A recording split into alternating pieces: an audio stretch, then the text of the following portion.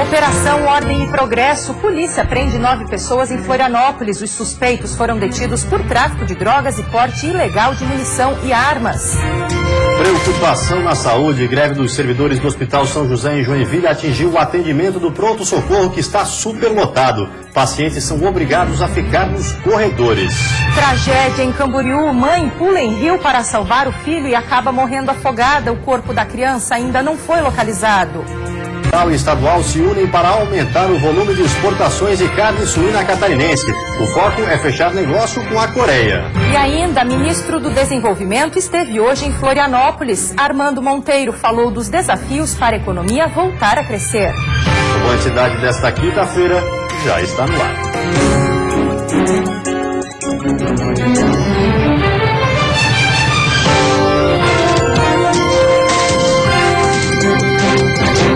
Olá, boa noite. Boa noite. Os bombeiros encerraram por hoje as buscas pelo corpo do menino que se afogou em Camboriú. O motivo foi a baixa visibilidade no local. O local onde Arthur Yuri se afogou no rio Camboriú tem quase 12 metros. É de difícil acesso para os mergulhadores. No fundo, há inúmeras pedras e buracos, onde o corpo pode estar preso. As buscas foram suspensas por volta das 4 horas da tarde, mas serão retomadas amanhã. Os mergulhadores devem seguir rio abaixo, fazendo as buscas em pontos específicos. Infelizmente, até o momento, nós não conseguimos localizar o corpo. No dia de ontem, a gente realizou a busca no local onde ele havia sofrido a queda. Na manhã de hoje, a gente concluiu a parte que tem as proximidades das pedras, que é uma região que tem muita, que a gente chama de toca. Os trabalhos começaram ontem, depois que Arthur, de 11 anos, que pescava com a mãe e a irmã, se desequilibrou e caiu no rio. Nessas imagens, é possível ver o momento em que pessoas próximas retiram da água Marilise Terezinha, de 49 anos. No momento de desespero, ela se jogou nas águas para salvar o filho, mas também não sabia nadar. Se o corpo de Arthur não for encontrado até amanhã, no sábado os bombeiros começam as buscas superficiais. A área de atuação também tende a aumentar. A princípio a gente vai investir até o final de semana, até domingo. São 6 dias, 5 dias do ocorrido, então a princípio, se ele não estiver preso, é o tempo suficiente para ele boiar. Ele pode aparecer tanto ao longo do rio, quanto na orla da praia, de Balneário Camboriú, ou pelo que a gente tem conhecimento da corrente, na praia da Ceval, ali onde fica o Hotel Infinity Blue. Então a gente vai estar fazendo varreduras desde aquela região até o local do fato ocorrido. Prisões, armas e drogas. A polícia da capital realizou hoje mais uma operação no bairro Monte Cristo. A região, que tem mais de 20 mil moradores, tem sofrido com a criminalidade e o conflito por causa do tráfico. A operação começou na madrugada. 200 agentes das polícias civil e militar cumpriram 40 mandados de busca e apreensão. 9 pessoas foram detidas. Armas, carregadores, munições, balanças de precisão e 3 quilos de maconha também foram apreendidos. Nós também agregamos as tropas especializadas como apoio. Cavalaria, Canil, Choque, BOP, Batalhão de Aviação. E incrementamos também o que chamamos de policiamento de proximidade. Ou seja, a ronda escolar intensificando os trabalhos junto à comunidade escolar e fazendo com isso o retorno desses alunos para o América. Os policiais estão marcando presença no local pela 2ª vez este ano, para identificar os pontos do tráfego e armazenamento de droga. O bairro Monte Cristo tem um dos índices de violência mais elevados da capital e vem sofrendo com a disputa entre 2 facções criminosas. A capital tem crescido bastante e, infelizmente, junto com esse crescimento demográfico, nós temos a expansão da criminalidade e algumas áreas merecem uma atuação por serem demasiadamente sensíveis, como é o caso da comunidade Chico Mendes e da comunidade Novo Horizonte, que estão travando uma verdadeira guerra pelo domínio de pontos de droga. Em maio deste ano, na primeira etapa da operação, a polícia já havia cumprido 60 mandados, 11 suspeitos foram detidos e também houve apreensão de drogas e armas. Finalmente foi solucionado o assassinato de Jean Carlos Decker, que era funcionário da Band Santa Catarina. A esposa, Adriana da Silva Decker, e Alan Rodrigues Nunes foram julgados culpados pelo crime que aconteceu em 2013. O julgamento dos suspeitos, que começou na manhã de ontem, durou cerca de 14 horas. Adriana da Silva Decker e Alan Rodrigues Nunes foram condenados como culpados pela morte de Jean Carlos Decker. A esposa de Jean, que foi a mentora do crime, pegou pena de 21 anos de reclusão em regime fechado, e o amante dela, que executou, foi condenado a 18 anos. Após ouvir os depoimentos dos acusados e das testemunhas, a juíza considerou o caso como homicídio doloso duplamente qualificado. Um dos agravantes para a pena foi o fato da vítima ter sido surpreendida quando estava impossibilitada de caminhar. O crime aconteceu em agosto de 2013 na residência do casal em Biguaçu, na Grande Florianópolis, quando Alan disparou 2 tiros contra a vítima com a intenção de matar. Adriana e Jean tinham 2 filhos, na época com 9 e 5 anos, e que hoje estão com os avós paternos. Jean Carlos Decker tinha 35 anos e trabalhava na Band Santa Catarina como supervisor do setor de tecnologia da informação. Já a seguir, em Tubarão, um taxista vítima de acidente de trabalho aguarda há 3 anos por uma prótese para voltar a trabalhar. E ainda a superlotação. Justiça determina que o atendimento volte ao normal no Hospital Municipal de Joinville, mesmo com a greve dos servidores, que já dura 18 dias.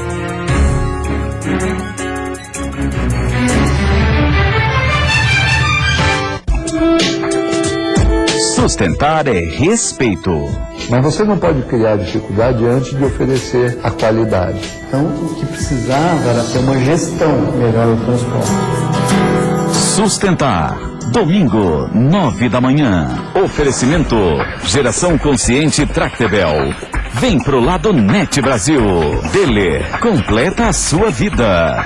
Todo mundo tem um grande motivo para comprar no Queres. Quem pensa no melhor para a família, vai de Chevrolet Spin. A minivan automática de até 7 lugares com o maior porta-malas da categoria. Eleita o melhor veículo para a família brasileira. E agora com taxa zero em 24 vezes. Passe já numa concessionária e aproveite. Manchas incomodam. Mas existem manchas muito mais importantes para você se preocupar. Como as da hanseníase. Elas aparecem na pele e podem ser avermelhadas, amarronzadas ou esbranquiçadas. E insensíveis ao toque e ao calor. Se achar algum desses sinais, procure uma unidade de saúde do SUS. O tratamento é de graça. A hanseníase tem cura. Hanseníase. Quanto antes você descobrir, mais cedo vai se curar. O Bem Viver quer convidar você para almoçar com a gente todos os finais de semana. Agora o Bem Viver em novo horário. Anote aí, sábado ao meio-dia, aqui na Band. Eu espero você com todas as novidades sobre a arquitetura e decoração do estado. Não dá para perder, hein? Até lá. Em Viver. Oferecimento Univado. Uma simplesmente incomparável. Sierra, mais que um móvel, um conceito. E Mozart, my passion for design. Band Cidade. Oferecimento. Todo mundo tem um grande motivo para comprar no Queres.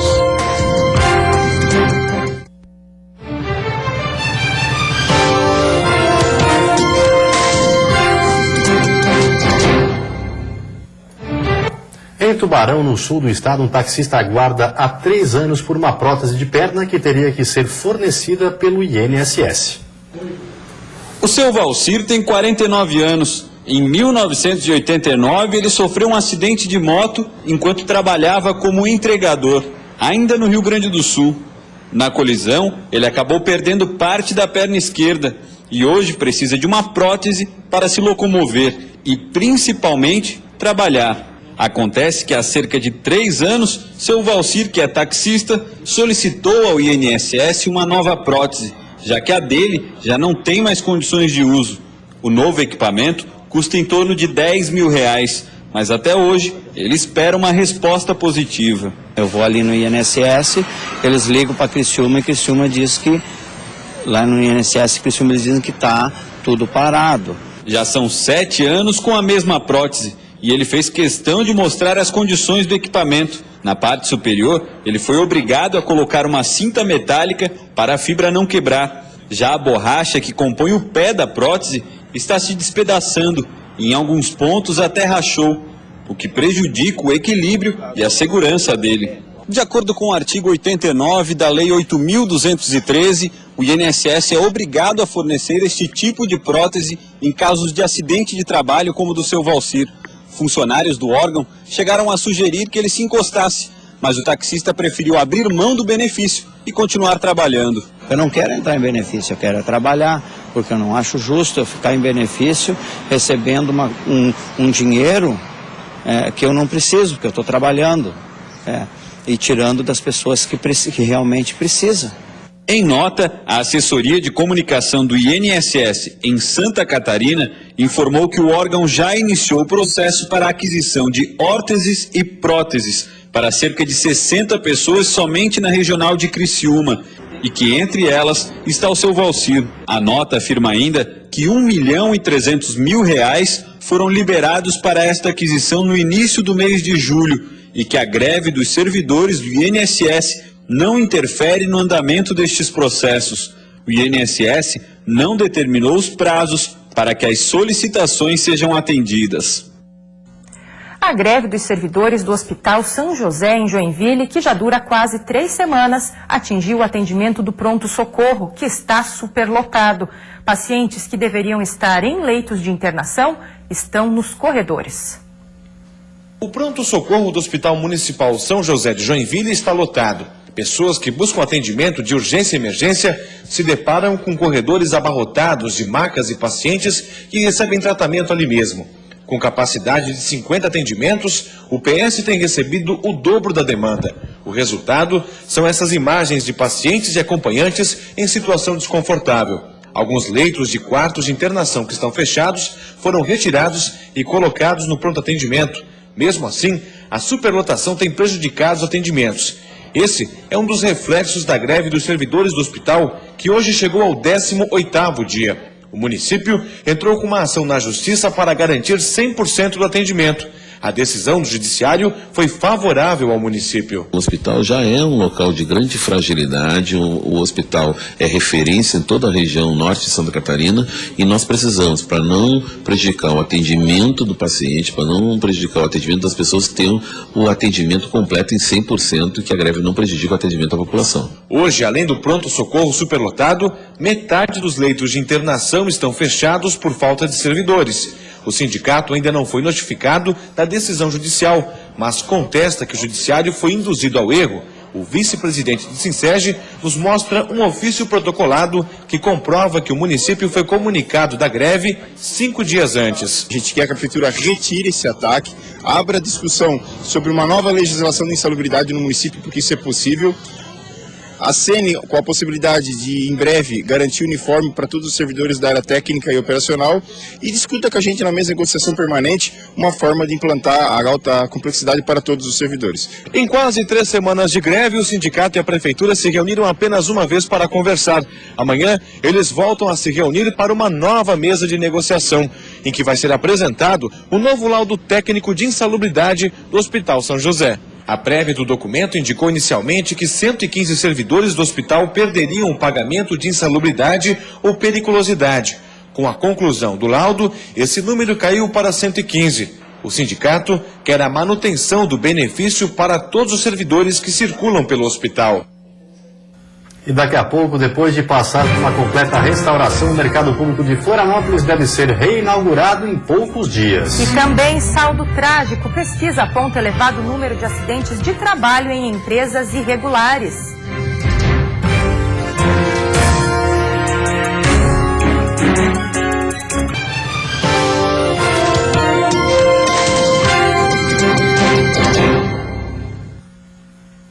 A reforma do mercado público da capital, que foi construída em 1898, será entregue na semana que vem.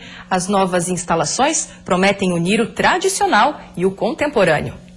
Dia 5 de agosto é a data da reinauguração da ala sul do mercado público da capital. Neste dia, Florianópolis recebe da prefeitura um local revitalizado e com um novo mix de lojas. Na manhã de hoje, os comerciantes mais antigos foram homenageados. Dona Marlene foi uma delas. Emocionada, ela diz que há 68 anos sua família se dedica ao comércio no mercado.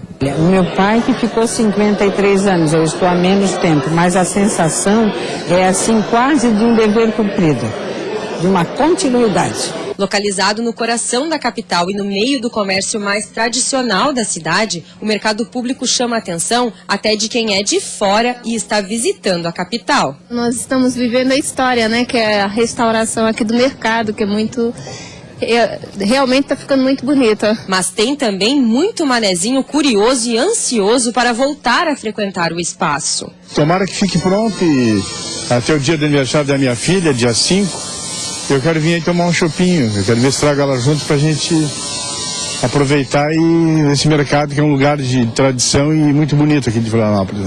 Hoje também foi a abertura de um novo espaço de convivência no mercado. O Armazém da Renda promete promover um intercâmbio cultural, além de manter viva a tradição das rendeiras. Esse espaço, ele reúne espaço expositivo contando a história da renda e das rendeiras em Florianópolis e um espaço de produção, porque as rendeiras estão aqui produzindo. Foram gastos aproximadamente 15 milhões de reais nas obras de revitalização das alas Norte e Sul e do vão central. O mercado público passou por um profundo trabalho de revitalização desde novembro de 2013. Toda a estrutura foi praticamente reconstruída. Outro destaque foi a entrega do relógio que guarnece a entrada do vão central. Parado há 4 anos, o exemplar voltou a marcar o horário certo no mercado público. Finalmente volta a funcionar, que é o relógio, na verdade, ele não era aqui anteriormente, ele era do tal cabo submarino, que era o único contato que a cidade tinha com o mundo, e agora está aqui restaurado e vai poder ser, aí realmente orientar todos aí no horário, mais um patrimônio histórico recuperado da cidade. A sexta-feira segue sem mudanças e deve ser mais uma vez de calor durante a tarde em quase todas as regiões de Santa Catarina. O ar seco permanece e o sol deve elevar as temperaturas no estado. No litoral sul, a máxima vai ser de 29 graus. No oeste e no litoral norte, os termômetros chegam aos 28 graus. No Vale do Itajaí, as máximas são de 27 e na Grande Florianópolis, de 26. Já no Planalto Norte, as temperaturas podem chegar aos 25 graus, mas o amanhecer continua friozinho na Serra, onde amanhã pode fazer de 3 até 24 graus. Uma pesquisa realizada na região serrana mostrou que a maioria dos acidentes de trabalho ocorre em empresas irregulares. Embora sejam obrigatórios e importantes, os equipamentos de proteção nem sempre são fornecidos ou não têm seu uso fiscalizado pelos supervisores. O levantamento foi feito pelo Sindicato da Construção Civil de Lages e mostra que 80% dos acidentes de trabalho na região ocorrem com funcionários de empresas irregulares. O presidente da entidade explica que, na maioria dos casos, os padrões de segurança não são respeitados e acabam colocando em risco a integridade do trabalhador. Acontece porque eles não têm treinamento, né? São empresas não legalmente constituídas, digamos, e também em função do custo. Hoje há uma necessidade de treinamento, de conhecimento das pessoas antes de executar as tarefas. E esses pequenos empreiteiros, eles não atendem às normas. Em Santa Catarina, segundo dados do INSS, são registrados 40 mil acidentes de trabalho por ano. E é na construção civil o setor onde isso mais ocorre. E o principal motivo, na maioria das vezes, está relacionado à falta dos chamados EPI, equipamento de proteção individual. O uso dos equipamentos de proteção é determinado por uma norma técnica. E é obrigação da empresa entregar e fiscalizar o uso dos materiais. A empresa tem que ter os equipamentos de proteção individual disponibilizados a todos os funcionários e também ela tem que ter os equipamentos de proteção coletiva, né? Sejam andaimes, guinchos, escadas protegidas, tudo. E nas obras menores, geralmente isso não acontece em função de custos. Nas empresas onde se obedecem às normas de segurança, o principal desafio é fazer com que o funcionário utilize os equipamentos. De acordo com esse engenheiro civil, muitos trabalhadores ainda são resistentes. Como o pessoal pensa muito na mobilidade deles, ao invés de pensar na segurança, né? Então, tudo que eles se sentem presos, né? Eles preferem não utilizar. Então, tem que estar cobrando, tem que estar orientando, falando a respeito dos riscos que tem, né? Isso é diário, é constante o trabalho. No próximo bloco, o ministro do Desenvolvimento, Indústria e Comércio Exterior está em Santa Catarina para falar sobre a expectativa pela retomada do crescimento econômico no país. E a instabilidade no cenário político brasileiro leva a presidente Dilma Rousseff a convocar a reunião com os governadores. Raimundo Colombo já está em Brasília. É um instante só, a gente já volta.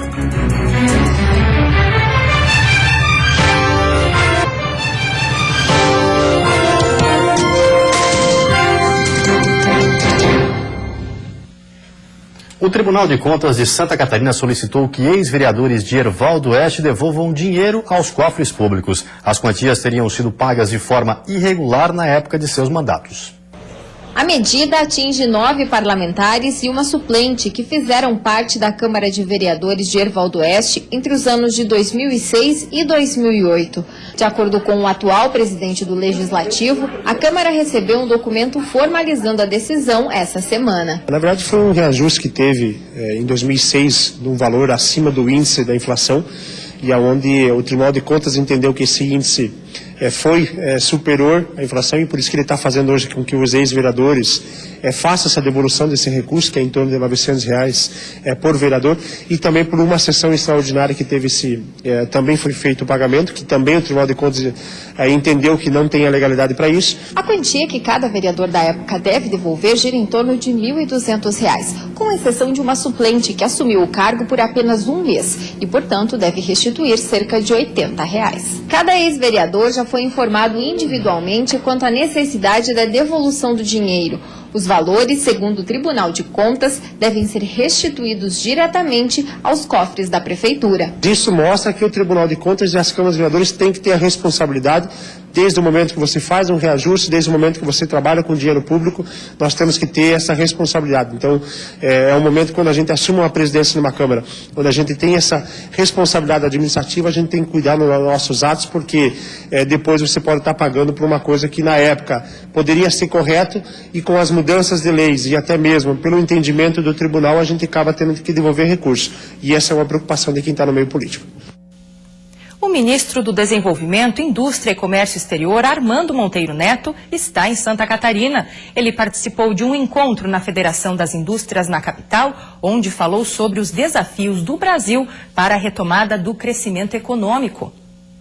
Santa Catarina apresenta números positivos na comparação com a economia brasileira. Com relação à produção industrial, o estado tem dados superiores a São Paulo. A produção de minerais e de produtos de metal foi a que mais cresceu no último ano. E agora é o momento de investir em exportações, segundo o setor empresarial. Infelizmente, as medidas que o governo tem tomado até agora são medidas que visam equilibrar as contas públicas, mas não são favoráveis à retomada do crescimento da economia, sobretudo pelo setor industrial. A elevada carga tributária ainda é um dos principais problemas enfrentados pelas indústrias neste segundo trimestre do ano, seguida pela demanda interna insuficiente e pelo alto custo da energia. A expectativa é que a retomada do crescimento aconteça depois desta fase de transição e ajustes da economia. Nós viemos aqui falar de exportação, que é um canal muito importante nessa hora, porque a retração do mercado doméstico nos aponta o caminho de contratar demanda externa. Com relação aos empregos, desde abril os números não são positivos. Há uma queda nas ofertas de vaga, apesar de elas continuarem surgindo. Mas o ministro do Trabalho e Emprego acredita também em uma recuperação em breve, após investimentos do governo federal. Nós temos este ano investimentos de alta monta, né? Nós estamos, por exemplo, só no Fundo de Garantia por Tempo de Serviço, que é o dinheiro dos trabalhadores. Portanto, não é dinheiro do orçamento, não está condicionado a contingenciamento, são 130 bilhões de reais. E o governador Raimundo Colombo está em Brasília, onde discutiu hoje o aumento da exportação da carne suína catarinense e a situação do porto de Itajaí. A respeito do terminal portuário, o governador reforçou na Advocacia Geral da União o pedido de agilidade no processo que analisa uma possível prorrogação do contrato de arrendamento de um dos terminais de contêineres. A operação do Terminal Público de Itajaí prevê um investimento na ordem de 165 milhões de reais, mas como o modelo atual estipula que o prazo de arrendamento termina em 2022, o período não seria suficiente para obter o retorno do investimento. O período de arrendamento tem 7 anos. Ninguém vai investir sem saber o que vai acontecer daqui a 7 anos. Então a prorrogação do contrato, da concessão para o município, ela é indispensável para fazer esses investimentos urgentes que precisam ser feitos e que serão feitos pelo setor privado, mas aí você tem que ter um investimento a longo prazo. Ficou muito bem encaminhado, eu estou otimista, acho que a gente vai ter uma solução. Com relação à carne suína, Santa Catarina deve aumentar o roteiro de exportações nos próximos meses. Na audiência ficou definido para setembro uma agenda de negócios na Coreia, com o objetivo de conquistar mais um mercado internacional para o setor. A produção anual catarinense de carne suína gira em torno de 850 mil toneladas. O estado é responsável por 27% da produção nacional. Atualmente, os principais destinos das exportações são Rússia, China, Angola, Singapura, Chile, Japão, Uruguai e Argentina. O governador Raimundo Colombo ainda está em Brasília. Ele foi convidado a participar junto com todos os outros governadores de uma reunião com a presidente Dilma Rousseff. E antes de encerrar, vamos ver como está o trânsito na capital.